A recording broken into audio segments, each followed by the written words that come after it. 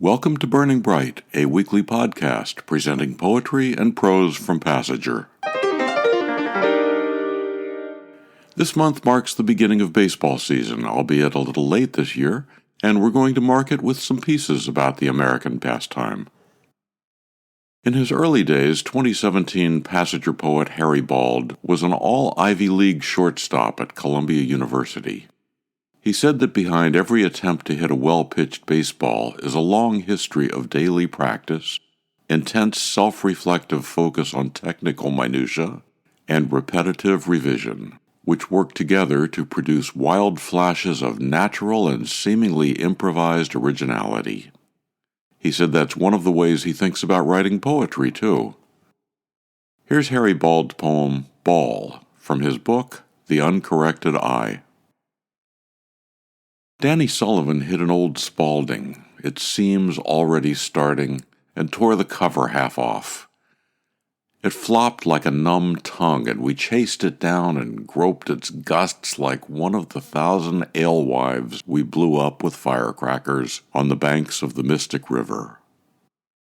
We unrolled the yarn, blue-gray as the weft of our grandmother's ancient heads, a quarter-mile wound tight as terzarima, into the most compressed possible argument around a nucleus that sang jump from a fugue of clarity and cork.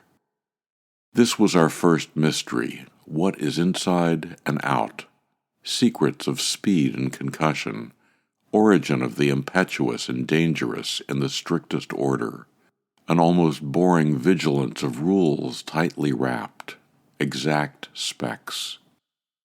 And then the filthy animal tent of the case, its bridal white despoiled by the surgical stitch of medical emergency. A birth we couldn't conceive.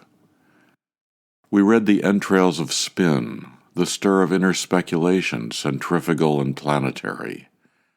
Questions and answers about air. In the park, Danny laid the wool along the dirt, and we raced the length of its grip on us. Plotted with our sneakers the long line between X and Y, and when we reached the end, there was hardly a breath left in us. Harry Bauld's poem, Ball. Harry also said, comparing baseball and poetry, that unfortunately many people think they're both boring and arcane.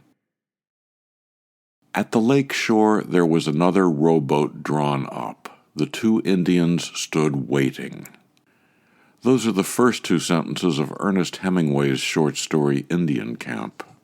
John Kimmey said that Hemingway's story inspired his memoir, The Last Sentence. He said he wrote it because, quote, having two sons, I was interested in the relationship between fathers and sons. Here's an excerpt. When I think of my role as a son and a father, I think of Hemingway's short story about a doctor taking his son Nick to an Indian camp to show him how a baby is born, and then explaining why the husband in the bunk above the mother cuts his throat while she is screaming during the delivery. The mysteries of birth and death. Growing up, I never witnessed anything so shocking, and never as a parent took Alex and Charles to watch anything so painful. If I had, would relations between us been different? Actually, the only thing my father, owner of the T.L. DeFriest Bakery in Albany, New York, ever took me to was a World Series game between the Giants and the Yankees in 1936. And he didn't know as much about the teams as I did. That the Giants pitcher Carl Hubble threw a screwball, and that Mel Ott, the Giants right fielder, was a home run hitter. Joe DiMaggio on the Yankees was taking Babe Ruth's place in the outfield after the slugger was traded to the Boston Red Sox. All he really cared about, it seemed, was running the bakery and compiling a stamp collection. An excerpt from John Kimmey's memoir, The Last Sentence, from Passenger, issue 62. Matsuo Basho was a 17th century Japanese poet, most famous for his haiku. We'll end this baseball edition of Burning Bright with Jennifer Wallace's Basho at the Plate.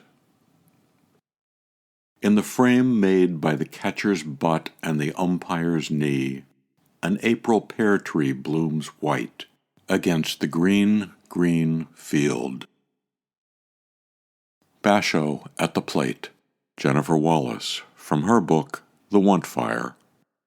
To buy The Want Fire or Harry Bauld's book, The Uncorrected Eye, or to subscribe to or learn more about Passenger and its commitment to writers over 50, go to PassengerBooks.com.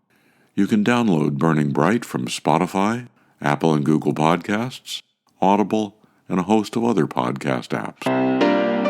For Kendra, Mary, Christine, Roseanne, and the rest of the Passenger staff, I'm John Shore.